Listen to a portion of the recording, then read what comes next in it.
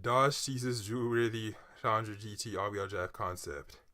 Yeah, I remember seeing this about a year ago when it was just a so-called rumored concept. But now there's this all-wheel drive 2017 Dodge Challenger GT debuts. So this is now official, and I say it's about time. Like, seriously, it's honestly about time that we see an all-wheel drive muscle car. So let's read on to find out what this car is all about and learn about its specifications. Have you always wanted a muscle car but held back because you wanted something you could drive all year long? Dodge now has the answer. It's the 2017 Dodge Challenger GT, and it's the first two-door American muscle car with all-wheel drive. So, not even Ford has done this with their Mustang, nor General Motors with their Camaro or Corvette, but FCA has done it. The all-wheel drive system comes from the Dodge Charger, a platform mate to the Challenger. So, it features an active transfer case that can send extra torque to the front wheels when needed. It also has a front axle disconnect feature to reduce drag when front traction isn't needed. The Challenger GT is offered exclusively with the 3.6-liter V6. I don't know why they do that shit. There's supposed to be a V8 too, which produces 305 horsepower and 268 pound-feet of torque. With a standard 8-speed automatic transmission, Dodge says the Challenger GT returns an EPA estimated 18 miles per gallon city, 27 miles per gallon highway. Okay, that's actually true. The highway mileage is quite decent. City could be a little bit better, but for a car this size, I guess that's fair, I suppose. But again, it could be a bit better. The Challenger GT also features paddle shifters and a sport mode that holds gears longer to keep revs higher. The VS normally offered on the Challengers aren't offered with all-wheel drive, sadly. The electronic stability control system has 3 modes, including a full off mode that will allow the car to drift in the snow. Dodge also provides a Super Track Pack button that activates the performance pages and launch control features in the 8.4-inch touchscreen radio.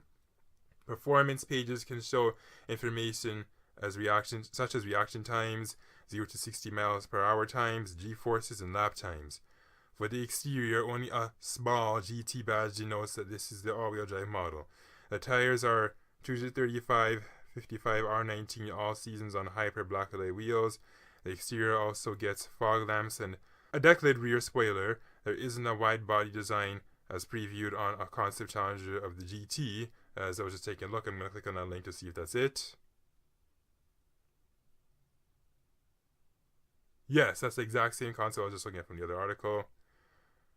Pretty cool. So, it appears that it is being saved for a new range topping Challenger, possibly dubbed the ADR. So, who knows, maybe this will be kind of the equivalent of a Hellcat with all-wheel drive, and that would be pretty cool. All-wheel drive Hellcats that would actually finally give it some reasonable worthiness in the likes of, say, like, I don't know, I guess the Lamborghinis or the Ferraris, or, well, actually, no, Ferrari, they only have one all-wheel drive model, and that's the GTC Lusso or something like that. It used to be the FF, but I'm not 100% sure of the new car's name or the successor to the FF, but I believe it's the GTC Lusso or something like that. Anyway, inside the Challenger GT has Napa leather upholstery, heated with ventilated front seats with 4-way power drive lumbar adjustment, a heated steering wheel, and power tilt and telescoping steering column. The Uconnect 8.4-inch touchscreen display with Apple CarPlay and Android Auto, 6 Alpine speakers with a 276-watt amplifier, bright pedals, and a universal garage door opener. Rear park assist and rear view camera are also standard. An optional GT interior leather package comes with sport Napa leather and synthetic suede seats, 9 Alpine speakers, including a subwoofer and a 506-watt amplifier, and a performance steering wheel. This package runs $995 on top of the Challenger GT's $34,490 starting price. So, okay, it doesn't sound overly expensive, but then again, I guess it's just a V6 model with only 2 doors anyway, so I couldn't imagine starting at $40,000. Production for the 2017 Dodge Challenger GT is scheduled to begin in January, and cars will be available at dealers in the first quarter of 2017. Wow, all-wheel drive muscle car coming for 2017. Will Ford do the same with the Mustang and General Motors with the Chevrolet Camaro and the Corvette? I don't know, but honestly, I say it's just about time. I don't know why they didn't just do this sooner, because I always thought the idea of just having only these real drive muscle cars wasn't that good. It wasn't honestly that enticing to me. Not that I was in the market for a muscle car anyway, but when you live in places like Canada where it can be cold for so long, just slippery and slushy, you kind of want that all-wheel drive. Like, I mean, most people when they're buying these cars, they probably don't care about that because all they care about is just the roots and the history and keeping it old school with the big V8s and the rear-wheel drive. But you know what? I feel that there should have been all-wheel drive all along as an optional package, because why not? Not everybody cares about just keeping it old school with only just V8s and rear-wheel drive. Like, it's about time they offered this. Wow. Okay, let me take a look at some of these pictures up here. See if I can zoom in without it doing weird things, and yes I can. So it looks much like the other 2015 Dodge Challengers. Like I say, the only thing that'll really differentiate on the others is just the fact that it's going to have a small GT badge. Looks so mean and aggressive right there. Though honestly, I kind of think that is part of it. I don't know if I can really actually showcase it here. But anyway, let's see the next one. So here it is, proudly drifting in the snow. Most muscle cars wouldn't dare to do something like that because they don't have the confidence in their front wheels. But this one, it does. So it's doing just that. Now, I'm pretty sure there's going to be a lot of videos of this on YouTube, of this car showing off its all-wheel drive powers and confidence. So the next picture, again. Actually, where are these pictures taking place? Who knows? But all I can say is that, okay, obviously this isn't in Canada, but pretty cool. Next picture. Am I back to the front again? Nope, see 6 out of 7, so we're good. I need to zoom in a little bit. And here is the last one. And right there is where that GT badge is. So it's pretty subtle, nothing loud.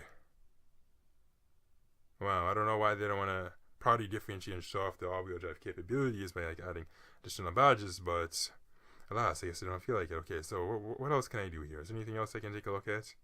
Any other images? No, that's the same thing I saw up there. Guess we can take a look at the headlines from these other articles. 2017 BMW. Actually, no, this is about the Dodge Challenger GT. Normally when you think of GT, though, you think of some performance package, like when you hear GT this, GT that. Well, that's what this is. It's all-wheel drive. But man, just imagine if they actually had it with a V8.